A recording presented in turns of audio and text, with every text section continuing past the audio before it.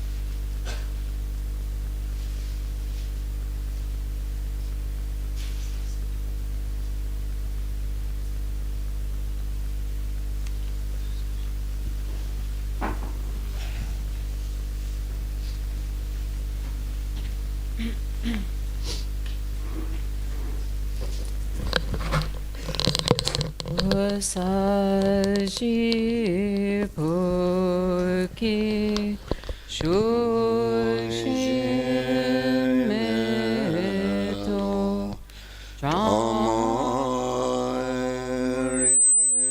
Roneji Nyedenge Badi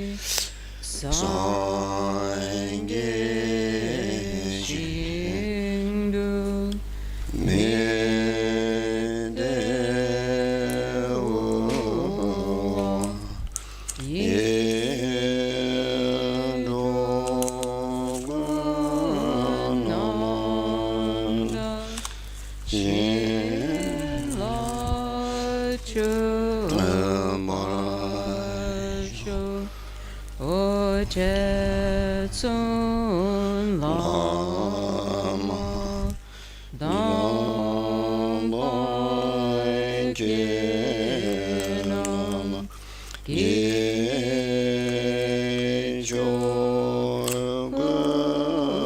Gungkala Yenze Juzinji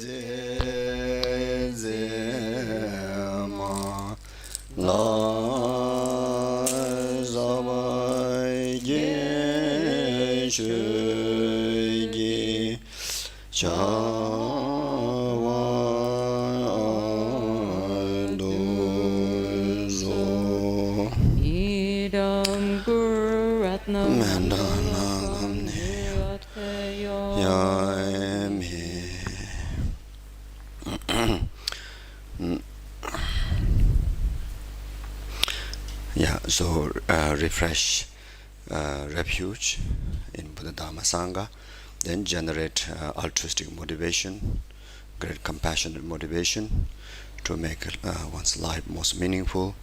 This very time in Bodh Gaya most meaningful, this very session to be most beneficial for yourself, your family members, and rest of the numberless sentient beings, from temporary happiness up to the ultimate happiness of enlightenment.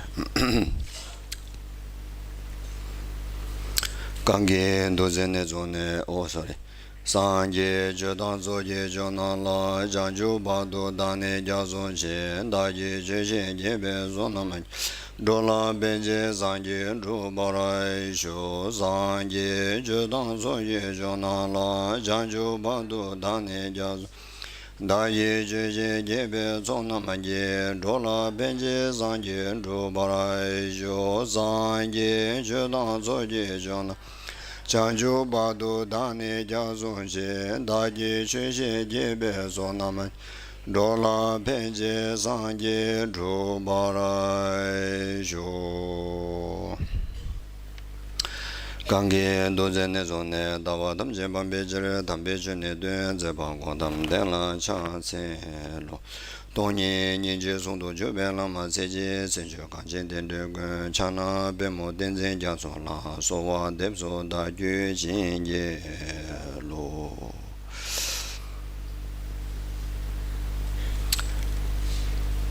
Good morning and Merry Christmas. Got a lot of present here.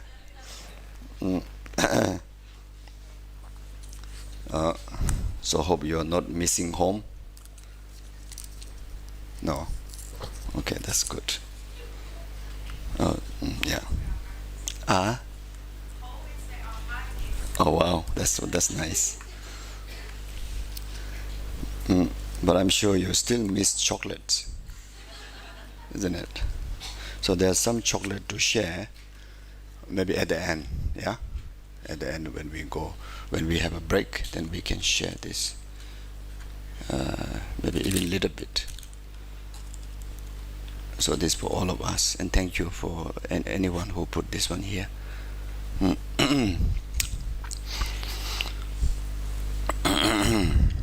Yeah.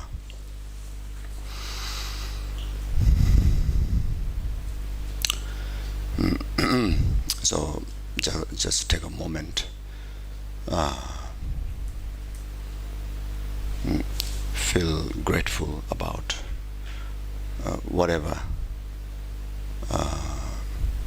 it is, just feel grateful about it, and whatever it is, comparison to the beings in the lower realms is still good luck, is still fortune, still favorable.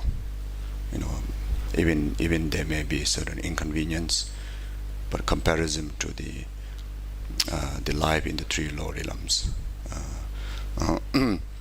is so amazingly blessing. And then especially the highlighted the position of life that each and every one of us have today, have now, which meeting the Buddha Dharma, which is its value is about compassion, about making friendship with everything, making friendship, bringing harmony with all existence, the view of interconnectedness. This is so marvelous, isn't it? So precious. When we think about the value of compassion, think about the wisdom of interconnectedness or interdependent rising, really opens our heart from narrow-minded state of heart, discouraged, depressed kind of heart, from any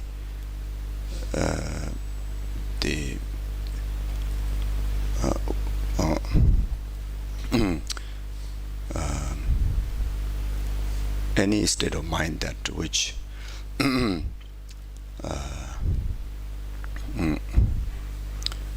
which isolate yourself from goodness, from good potentials, from all the opportunities, opportunities to be happy, opportunities to create causes for happiness, opportunities to not only to create causes for happiness to yourself, but create causes for happiness of others, and not just the humanity, but all sentient beings. uh, uh,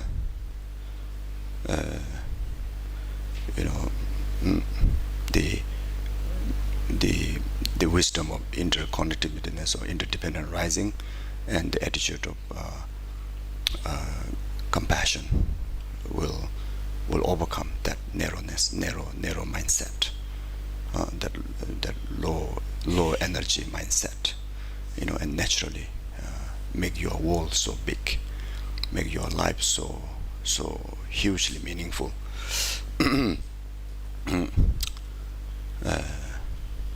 Your heart is so big that you're able to respect entire numberless sentient beings as your mother, and as your friend, as your close being. So that's amazing, isn't it? Someone include you as their the object of love, sharing, kindness, generosity. How much happiness you will experience. So now you are expressing this to rest of the numberless sentient beings. Most of the human beings may not feel that directly whenever you express this heart of great compassion and great love, but the majority from the numberless sentient beings, they can feel it right away. They can experience the impact right away. And those of the spirits, formless beings, they have no barrier to see what you are thinking, what you are what you're expressing from your heart. So just like if you knew that someone genuinely loves you, that's amazing, isn't it? Someone genuinely express compassion to you, that's so heart-touching, isn't it? And if you knew there's someone out there taking full responsibility in entire your existence to care for you, that's amazing, isn't it? If you knew someone doing that, your heart would be melted like the chocolate if you put in that sun. The one time in Switzerland, I don't know which city, but they produce one chocolate, so they give me one, and that one, you just put on your tongue, it just melt. That's one chocolate. I don't know what to call name, but they say that's the best one. Oh, sorry. Yes. So, yeah. Yeah. So you see, numberless sentient beings. Most of the sentient beings are in formless realms. Comparing to the form being and formless being, the form beings are very limited. So no need omniscient to see what you are thinking.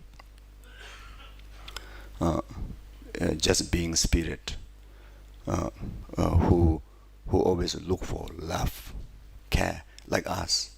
We always look for love, care, kindness, isn't it? Yeah, that's the whole reason why you make why you still exist in the society. You appreciate that, even though you may not express, looking for love, care, compassion, but the innate wanting is that, and that's similar to rest of the sentient beings and those of the spirits.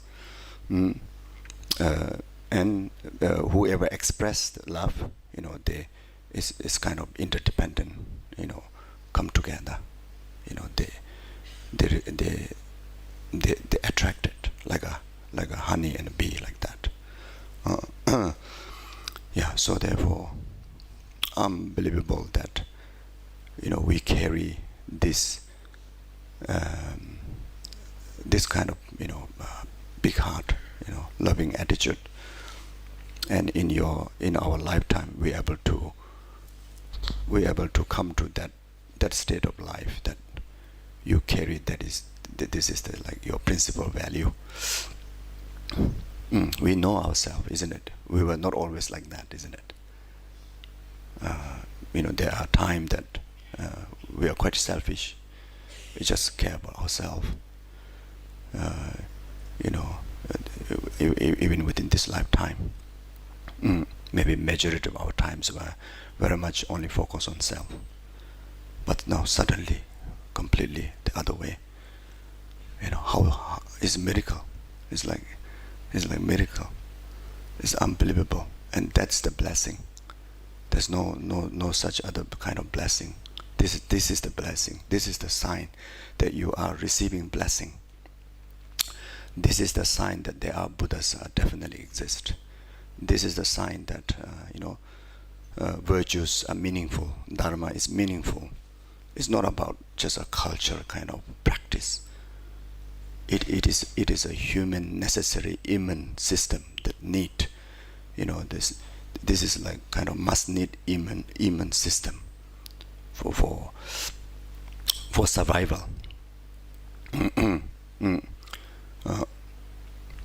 you imagine, the day comes that everyone hate each other, no one express love, everyone going to kill each other.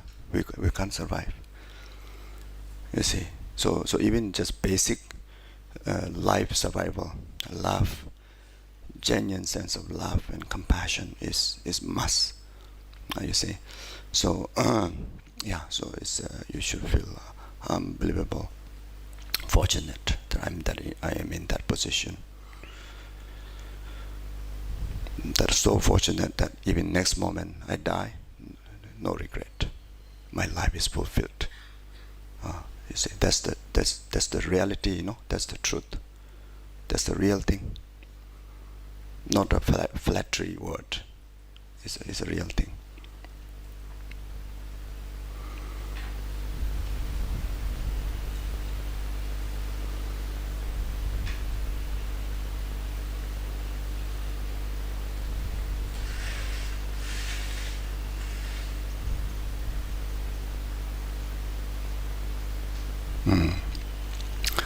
So the fulfillment that you just generated from this understanding, it is your Christmas gift.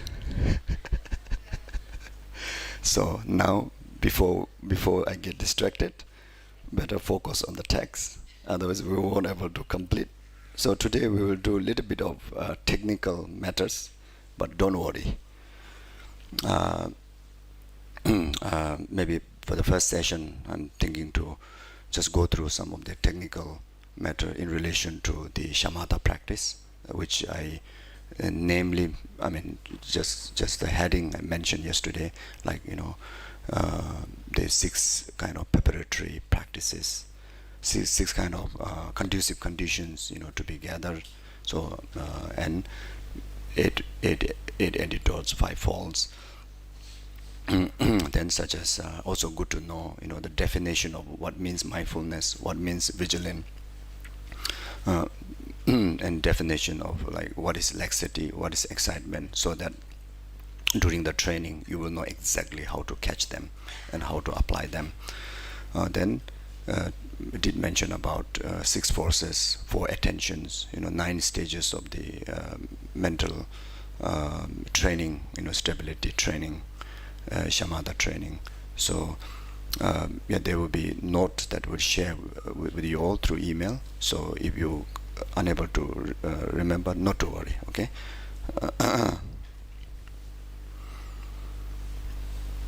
Yeah. So the 6 conducive environment within and without that you need to actualize. Otherwise, even you know the technique how to meditate on shamatha, the shamatha won't be achieved. Mm. Uh, there's one Kadampa Geshe Tenzin said that many people thought just knowing the correct instruction, to meditate, that is the main reason to success of the meditation. But he said not just that alone. He said the prerequisites, the inner and outer conditions, play a major role. When you have those intact, then with the correct the meditation, then within short time you will able to achieve it. So the six condition. First one is dwelling in the appropriate place. So places that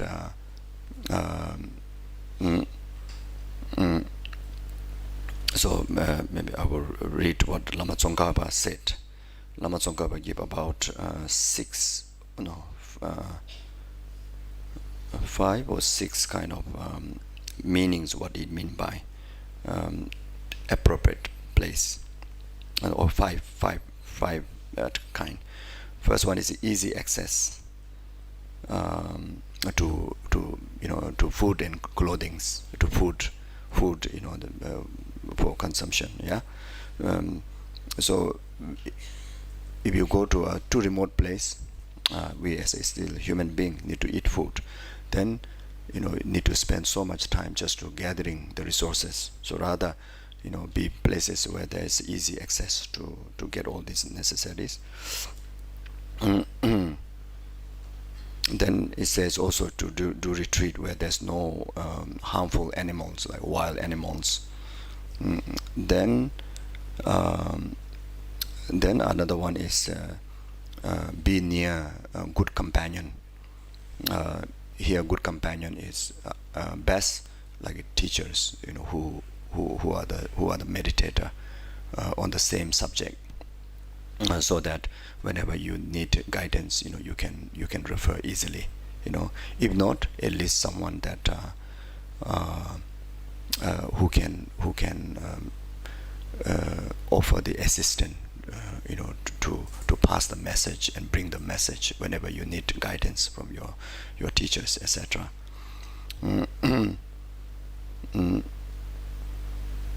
Then it says be in the environment where there is less people, less people in the daytime and less noise at night. It says like that. And Lama Tsongkhapa mentioned this based on the Maitreya's Ornament of Mahayana Sutra. It says the intelligent practice in the place which is accessible is a good place to live, offer good ground and good companions, and has the requested for the comfortable yogi practices. So and that place not necessarily can be in the cave. It can be in your own home, the country where you're coming from, or can be in monasteries, or can be anywhere. You see, during the COVID, I stay in Australia full time, and I try to conduct some retreats. And honestly, even though I'm living, in the neighborhood, there's a neighbors, next door. They really leave you alone unless you go and ask trouble. They totally leave you alone. Respect the privacy, and so quiet, and really had a great benefit of that environment for the daily practice. And sometimes even you go into monastery can be quite busy these days. So so therefore, if you really want to do the practice, maybe it could be your retreat place is already ready for you, maybe your own home. But otherwise sometimes we think that we need to go somewhere else, and And for some individual, that ambition never happens. That travel never happens. Then you miss to cultivate the practice. So, so wherever you are settling in the world, maybe that place could be the right place for you to do the retreat. Then second one is having little desire. So this is talking about a desire towards the gathering of material objects. So need to have a less things as possible, as a limited thing as possible. Then being content, you need to have this heart of contentment, total settledness, total fineness, like that. Whether to do with the food, whether to do with shelter, whether to do with whatever. As long as you decide you want to retreat there, then you just need to make a decision to settle your heart there. So that's very important. Then the fourth one is completely giving up many activities.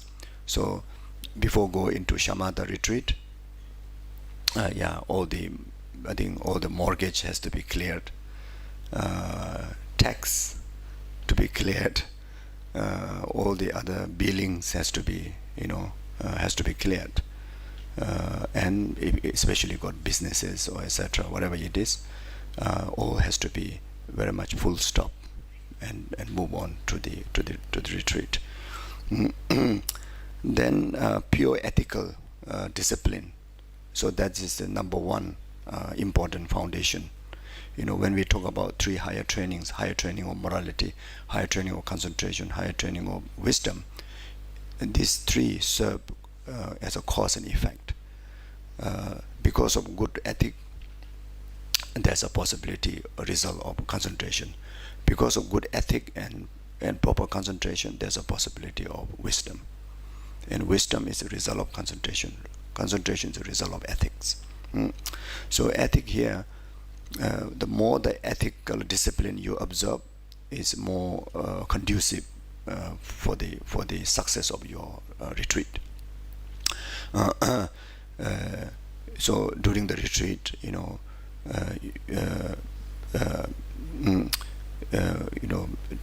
like such as if it's a lay practitioner, then like refuge precepts, Bodhisattva precepts, tantric precepts. So as much as you have is better.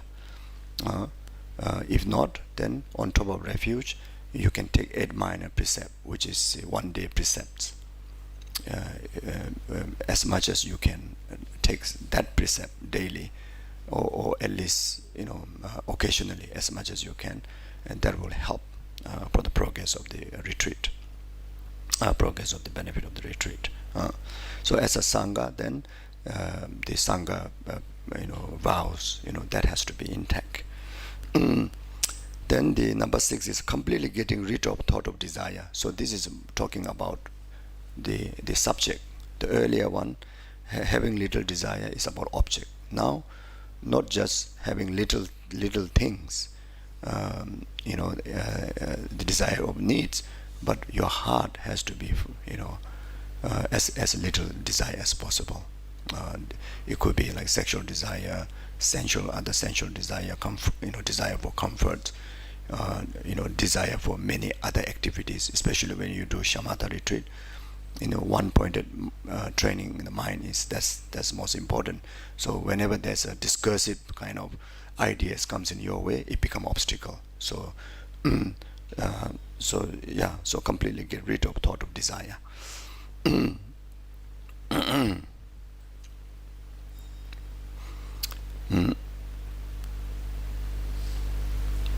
So as I mentioned before, the Geshe Tenzin says, we think that the fault lies mainly in our personal instruction, which is instruction on shamatha.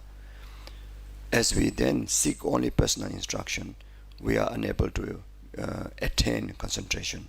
This is the result of not abiding under these conditions. So after you have such environment, then you engage into the actual retreat. So if possible, then you set altar that always remind you, inspire you, like so altar, like statues or pictures of Buddhas, like your gurus. Then I mean at least one Buddha's image and one scripture and one stupa, that represent body, speech, and mind. Then and that also can become object of your merit, so that during the retreat you can do the karma yoga practices, such as prostrations, also preliminary practices, making offerings, such as all the seven limb practices that you can engage, because those are the way to gather merits, and merit is necessary to the success of your retreat. Then you need to set a comfortable cushion. Best that you set a retreat cushion that which draw a swastika on the paper or on the ground. Then on top of that you put one kusha grass. So in India the kusha grass is everywhere is available. In the West I don't know. So the kusha grass, the swastika represent the vajra ground. So if when you attain the higher realizations on the path, you need the indestructible, the ground to support you. So it's like vajra ground. So it symbolizes vajra ground. Then the kusha grass, to purify our mind. More about cleansing obstacles. Cleansing obstacles, and as well as it has its own natural component in kusha grass, to how say purify our dull mind, pollutions, inner outer pollutions. Then on top of that, then you put long life grass. So that's a grass that which had many knots. So that is the to create auspiciousness, to have an enough lifespan, to actualize the realization. Then on top of that, then you put a nice comfortable cushion, then back slightly more upward. Then first thing, when you sit down, you structure your position, sitting position. The sitting position, the best is 7 Berojana meditation posture, which all of you are familiar with it. But then it is very much depend on individual. What meditative posture is the most suitable to you. The main reason of meditation posture is not to to serve basis to able to conduct the meditation without discomforts, without distractions. You see, so certain posture may be good in generally, but maybe it is uncomfortable to you. So that meaning you have to depend on your own physical, what is comfortable it is. So all the Buddha's images, the sitting images, like Maitreya sitting on the chair, this is meditation posture. Madhatara, right leg stretch out, left leg stretch in, that is also meditation posture.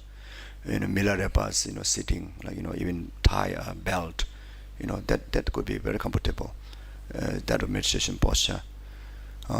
Then for some case, in Tibet, there's one meditator, who has been meditating with the correct instruction for a long time, but didn't gain realization. So then later he went to seek advice from senior meditators, who claim to have a clairvoyance. He said, "What's happening?" He said, "I mean, everything is correct. I sit this 7 Virajana meditation posture. I have a correct instruction, and I'm very diligent in practice." He said, "What's going on?" So then that senior meditator says, "Your posture is wrong." He says, "No, I'm doing correct posture, the 7 Virajana posture." Then he says, "No, you have to. Your posture is like the cow lie down on the floor. He said, how is like that? He says, your immediate past life was cow. So there's a subtle, the subtle aggregates influencing your chakras. So your chakras, the subtle chakras, are all, get function when you lie down like the cow. So after a cow, after eating, they're tired. When they lie down, there's a posture like. So he says, you lie down like that and do meditate. Then he tried that. Then immediately he realized all the path. So this is the example. We have to know what is the best posture to yourself. Maybe may need to sit like a monkey, or maybe may sit like a I don't know. So this is just an example. The posture is important because the any spiritual realization, there's what do you call the utilizations of the mind, and the mind very much depend on the wind channel. Wind channel very much depend on the nervous system. If the nervous systems are blocked, then the wind cannot travel easily. When the wind channel is blocked, mind cannot function properly. So those are important. So then did talk about the eight antidotes and 5 faults. So this is based on the Maitreya's separation of the middle from the extreme. There's one text called Separation of the Middle from the Extreme by Maitreya. It says, staying with that joyous perseverance, your mind becomes serviceable and you attain all goods. This occurs as a result of eliminating the 5 faults and relying on the 8 antidotes. The 5 faults are laziness, number 1, forgetting the object of meditation, number 2, the instruction, forgetting the instruction, like not timely applying the antidote, not timely applying the attention, not timely applying the different forces of the strength of your concentration. Whenever, yeah. So these are forgetting the instruction. This is number 2. Then laxity, excitement, number 3. Then non-application, number 4. And application. So non-application, when your meditation object go away from your mindfulness, then just simply letting go, and that's called non-application. So whenever you lose your concentration, you have to bring back the object of meditation to the mind meditating onto it, the mindfulness, to have to bring back. So that's called non-application. Then application. So when the meditative mind is really steadily stabilized on the object of meditation, but then if you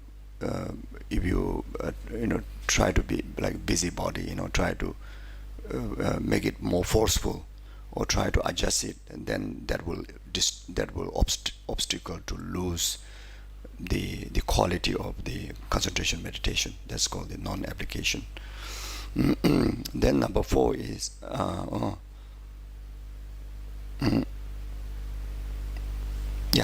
so number 4 is non-application, number 5 is application. So these are the 5 faults. So first is laziness, forgetting the instruction, laxity, excitement. They either count together or separate. So here count together. So that's become number 3. Then non-application, then application. These are the 5 faults. So the 8 antidotes are the basis, yearning, that basis on effort.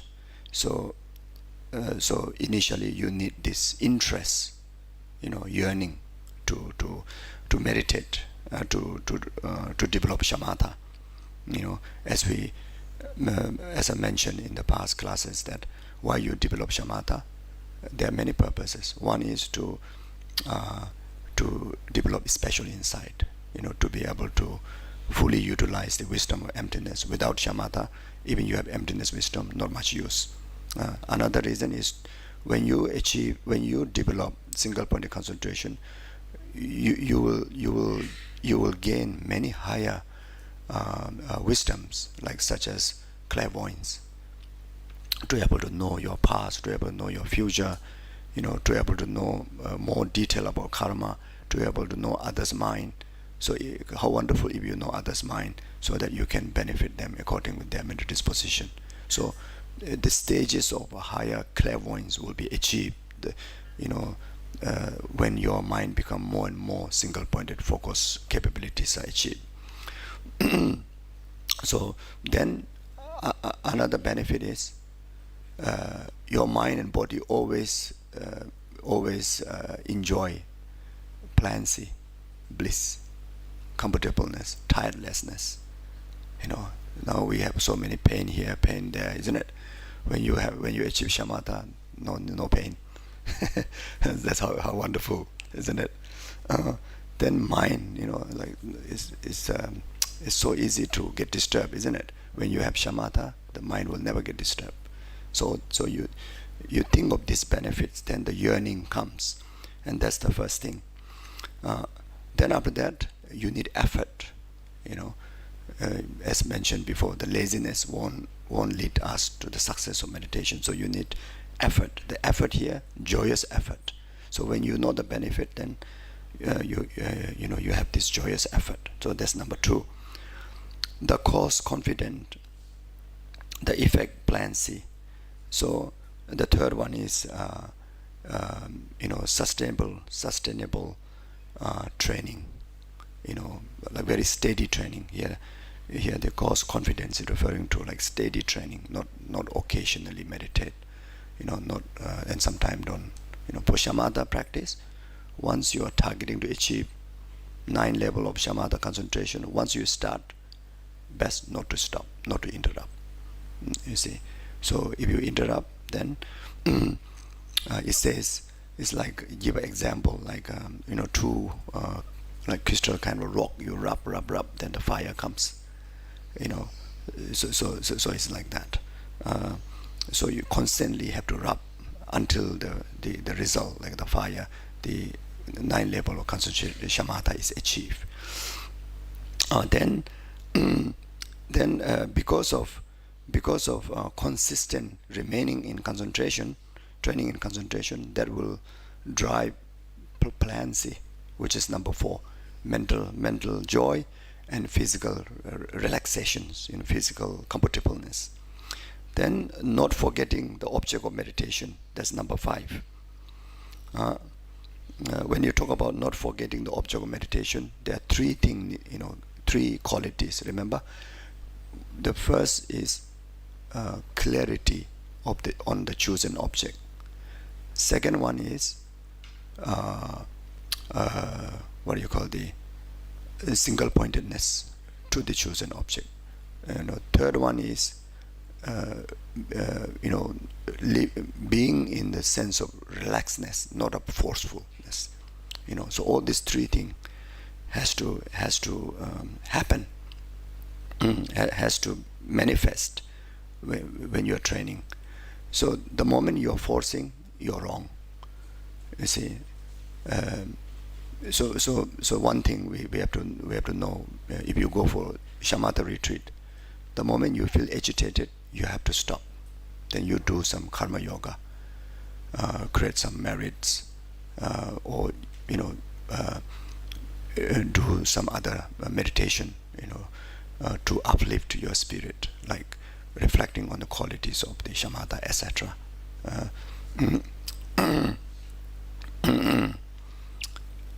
Then number 6 is recognizing laxity and excitement. So for that you need vigilant introspection. So introspection is the one that will recognize laxity, excitement. So laxity is dull mind, excitement is the like attachment, etc. Discursive mind. Then number 7 is application to eliminate them. The timely able to eliminate them, with the timely applying the antidote, antidote like such as any of the 8 antidotes, mm. Like such as when laziness comes, antidote is, effort, So when laziness comes, you apply the antidote of effort, then you apply application, timely, and that's called the application to eliminate the faults. Then number 8 is calmly stabilizing your mind when they have been quelled.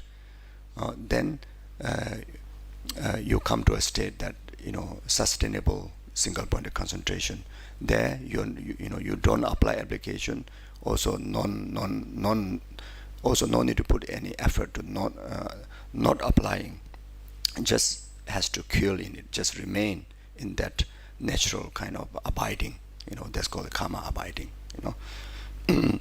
So these are the 5 faults and 8 antidotes.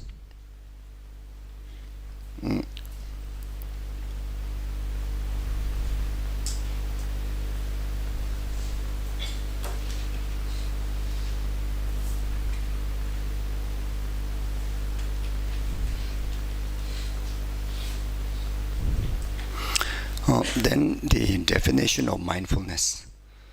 Good to know this. In Asanga's Compendium of Knowledge, it says, "What is mindfulness? In regard to a familiar object, your mind is not forgetful and operate without distraction is called mindfulness." So to the chosen object, you are not forgetting that chosen object, and you are able to remain, knowing it without distraction by other thoughts. So that's the mindfulness. Then what is the vigilant law, introspection? What is the definition of introspection? The Shantidevas, in engaging the Bodhisattva's way of life, it says, examining again and again the state of body and the mind, just that in brief is what is meant to preserve vigilance. Oh, okay. So that is an application of vigilance. Maybe this one is better. There's another text written by Siramatis, explanation of the separation from the middle, from the extreme. This sounds like the Maitreya. There is a recognition of laxity and excitement by vigilance if mindfulness does not lapse. Indicate that mindfulness, when fully present, is accompanied by vigilance. That is why it says, if mindfulness does not lapse. This also doesn't sound. So this is talking about when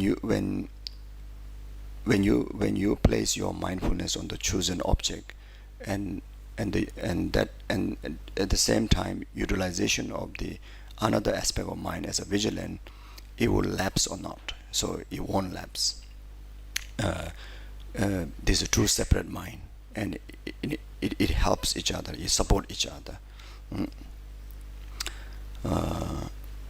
When mindfulness dual at the gate of your mind for its protection, the vigilance will appear. So Sheshin, so I didn't like get exact the wording, what exactly the definition is of vigilant. The vigilant is like this. The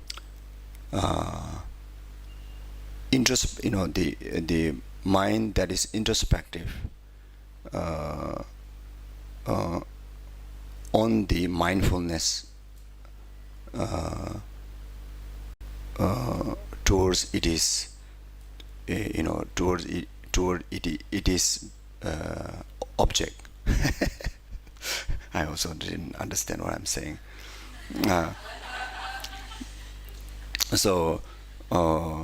So mindfulness, be mindful of the object of meditation, isn't it? So the introspection mind is not observing the object of mindfulness.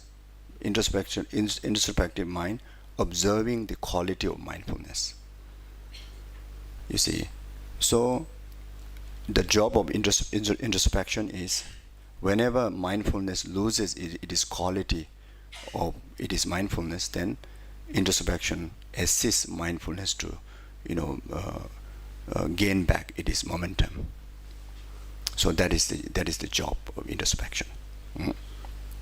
So that is introspection, like that. Okay.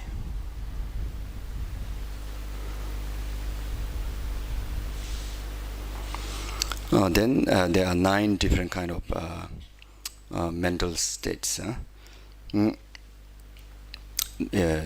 Asanga Sarvaka level, it says the method of the 9 mental states are included in the 4 attention and the 6 folds. Here level of 6 folds and the 8 applications. Earlier Maitreya mentioned 5 folds. So here the Asanga mentioned 6 folds. So the laxity and excitement you count separately, then become 6 folds. So it's talking about that. 6 fold and the 8 application, which are their antidote, are the method for the achieving all concentrations. This is agreed upon in all teachings about the technique for meditative stabilization. So there are many major texts, teaches the teaching on concentration, shamatha, like such as Maitreya's Ornament or Mahayana Sutra, Maitreya's separation from the middle, from the extreme, Asanga's, the text on the Sarvaka level, then the Pandita Kamalashila's, 3 stages of meditation. So these are the major texts where the teaching on karma writing comes about. So all these teachers, all this composition agree in one voice that the training about shamatha has to go through the 9 different stages of the mental development with the help of the 8 antidotes, by eliminating the 5 or the 6 faults. So what are the 9 mental level? What do you call? So first one is called the mental placement.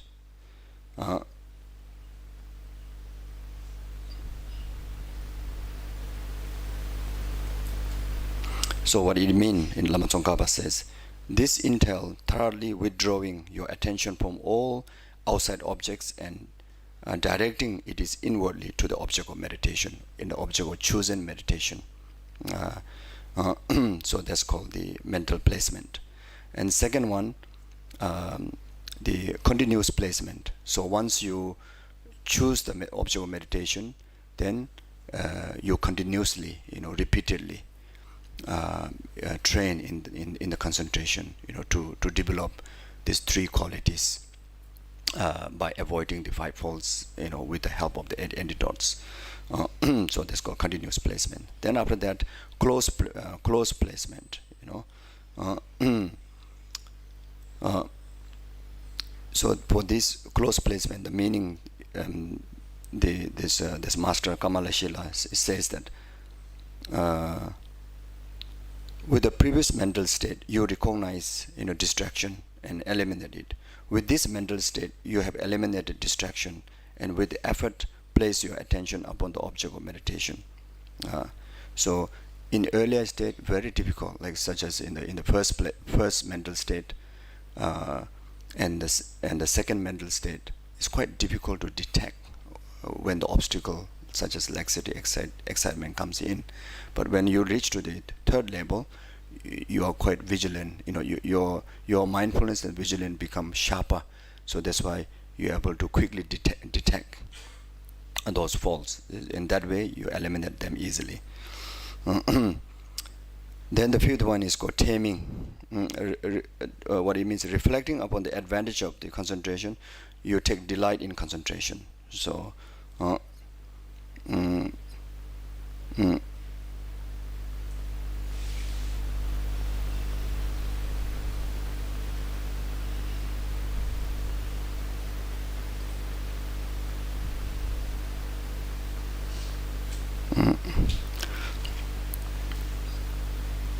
So when you reach the level of 5, your mind is already become quite serviceable, quite tamed.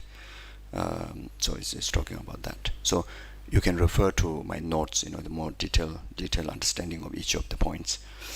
Then the sixth one is pacification. Then 7 is complete pacification. You call like that. Then number 8 is one-pointed attention. 9 is a balance placement.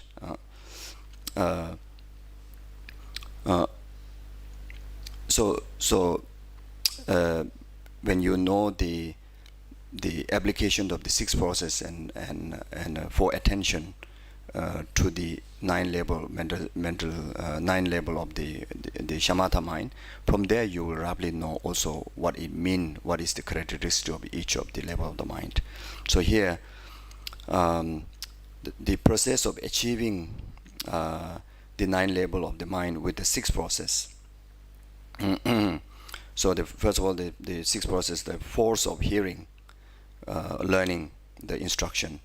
Then second one is the force of reflection. Third one is the force of mindfulness. Fifth one is the force of vigilance. Fourth one is a force of vigilance. Fifth is force of enthusiasm. Number 6 is a force of acquaintance. So there are 6 forces: the force of hearing, the force of reflection, the force of mindfulness, the force of the first level of the mind achieve through hearing the teaching on shamatha, especially hearing the benefit. And then you start to develop the preparatory conditions, and including the initial training on the foundational concentration, meditation. Then gradually, you use whatever you learn. Then you are trying your very best to at least now know the exact object that you're going to meditate on. Then at the same time you already discipline yourself to do daily maybe 1 or 2 sessions. So this is what I mean, the force of hearing, force of knowledge. Then you achieve the first mental state of the shamatha from the 9th. With the force of then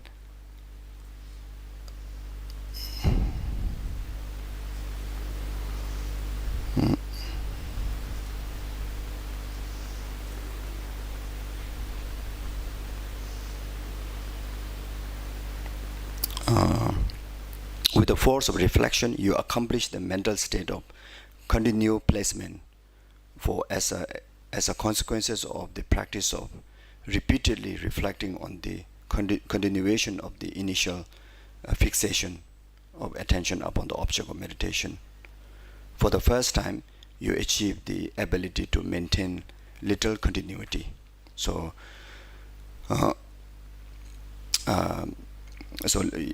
by the force of the reflection, it helps to achieve the continuous placement, the mental state, where you're able to remain maybe initially maybe just a few seconds, then eventually you will notice it's progressing more and more longer, that you're able to stay focused.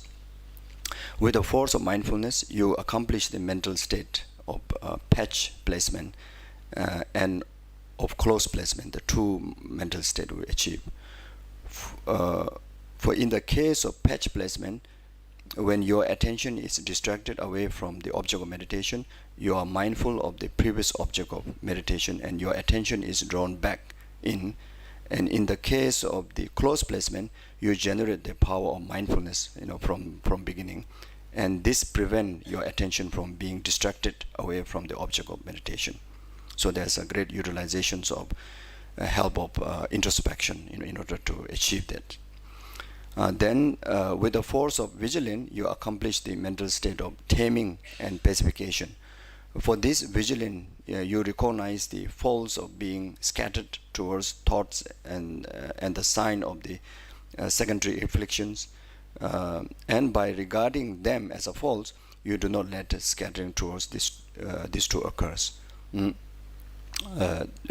two faults, laxity and excitement. Then with the force of enthusiasm, you accomplish the mental state of complete pacification and of one-pointed attention. So that's already, you reach up to the 8 levels. By striving to eliminate even a subtle thoughts and secondary afflictions, you do not submit to them, and by doing so, laxity, excitement, etc. are unable to interfere with your concentration, and you achieve the continuous concentration. So by then, like about 3-4 hours or even one day, you're able to remain, but still you have to not by your choice end the session, but very much after a lengthy time, you come to us either very, very subtle laxity or very subtle excitement, which is almost invisible, but it does affects to discontinue the session. But when you reach to this level, it's like about one whole day you may able to remain in one-pointedness. So then, with the force of acquaintance, you accomplish the mental state of balance placement, which is the nine level of the mind. For with the force of great familiarity with the above, you develop effortless neutral concentration. So then, your concentration become effortless. So so whenever you want to kill in karma biting, and that's it, it just comes without even without even needed help of vigilance and help of mindfulness. It's like wherever you are, you kill in like that. So again, this one I think you need to read few times. So from the note, I think you need to take some time to digest it and organize into your own, how to say, understanding, and then you can apply. There's one note made it very simple one. Also, how these 6 forces and 4 attentions are applied to the 9 level of the mind, shamatha mind, for meditation guide. So you can refer to that, then make more sense. So then how the 4 attentions are involved in this. With respect to this 9 mental state, know that there are 4 type of attention. And first one is tight focus or tight attention, intermediate attention, uninterrupted attention, and spontaneous attention.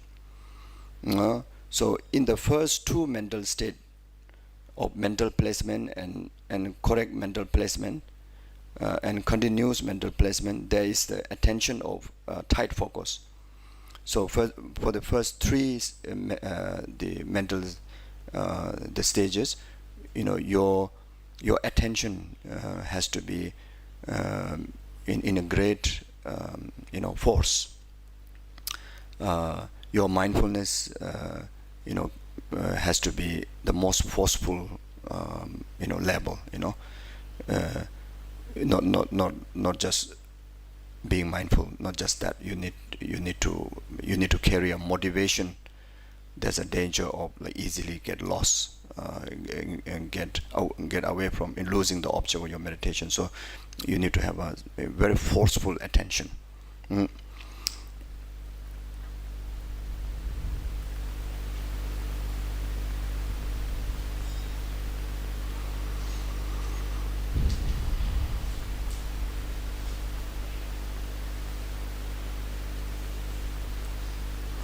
In the next 5 mental, after the 4, then for the next 5 mental state of withdraw mental placement, patches mental placement, close mental placement, and mental placement or taming, pacification, and complete pacification, there is the attention of intermediate focus.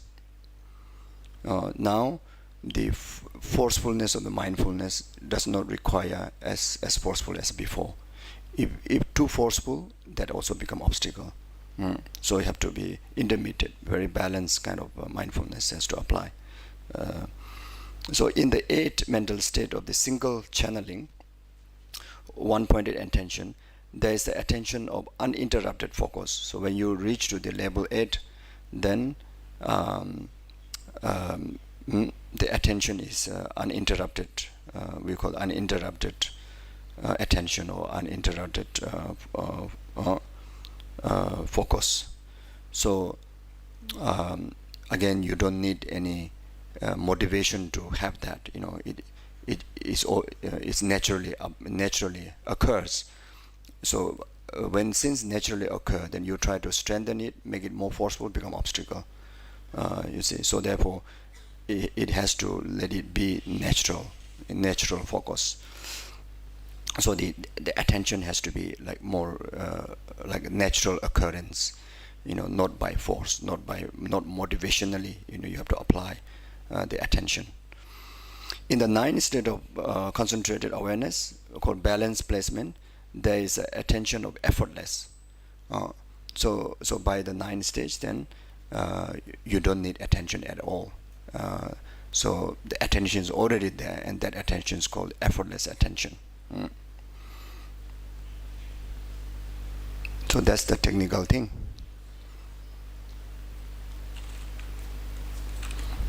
Any question? Then we can go to wisdom chapter.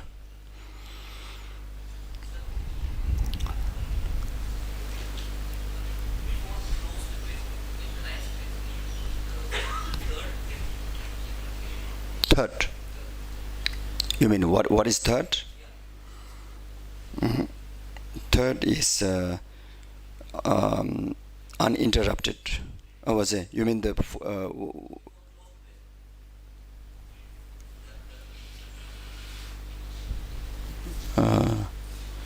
okay. Oh, 9th stage of mind. Oh, okay.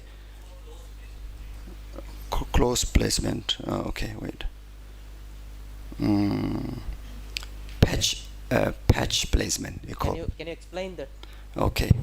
So in the text it says like this: patch placement. If your attention is drawn away by forgetfulness and distracted outward, you recognize this and again fix it upon the object of meditation, and that's called the patches back. Yeah. Okay.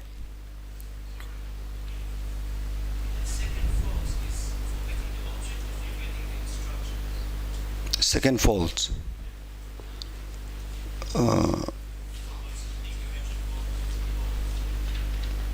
Second fault. Okay. Now I also my mind is okay. Karsa. Nyabangabong tuje je tembe tuje je. Okay. Now I'm also confused. Wait. I refer to the text.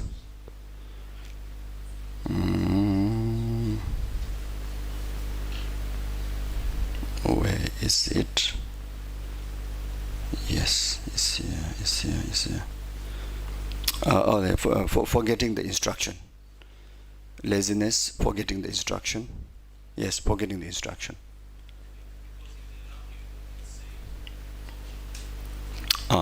Yeah. Forgetting the object. Yes, you can understand. Forgetting the when you so there's a meaning for both. Why you write like that. Forgetting the instruction. When you start to do the session, then instruction timely to apply the antidotes. Timely to like such as the strength of forces, strength of attentions. If it's too much, it becomes obstacle. Too less, it becomes obstacle. So in order to remain successful focus on the object, then those instructions needed to be aware. So this can understand like that. Now forgetting the object. Why you forget the object? Because of you didn't apply the attention. You didn't apply the other elements. The teaching that taught how to manage to single pointedness to the object. So it's both can be understood. Both is correct.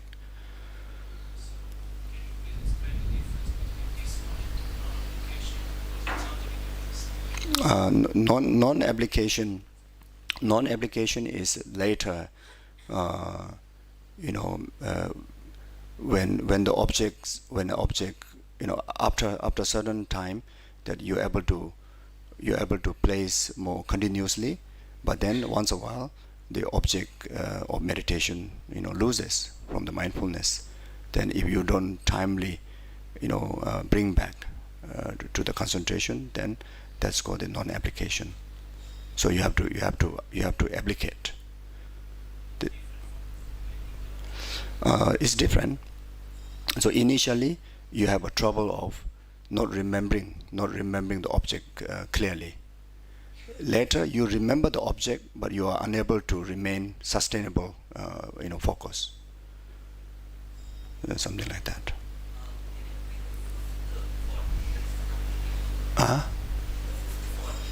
Fourth fall, non-applicate, application. Okay, no, not antidote. Application is a false. Non-application and application. So here, application is there comes the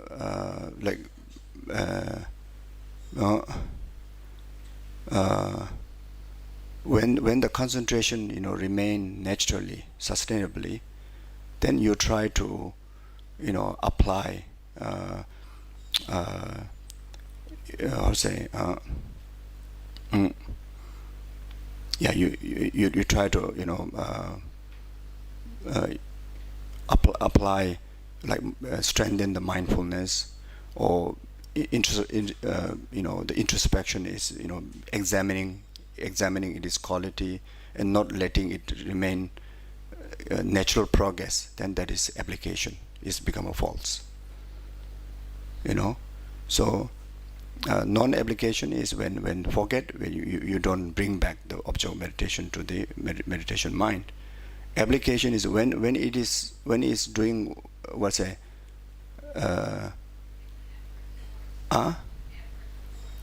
yeah. So okay. Mm-hmm.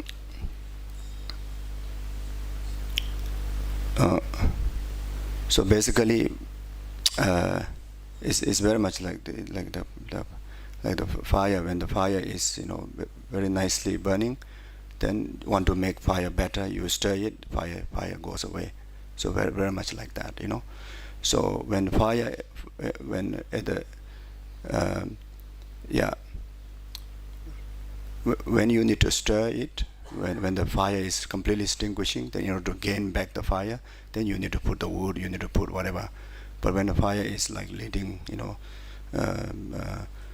okay, then you cannot. Its application become obstacle.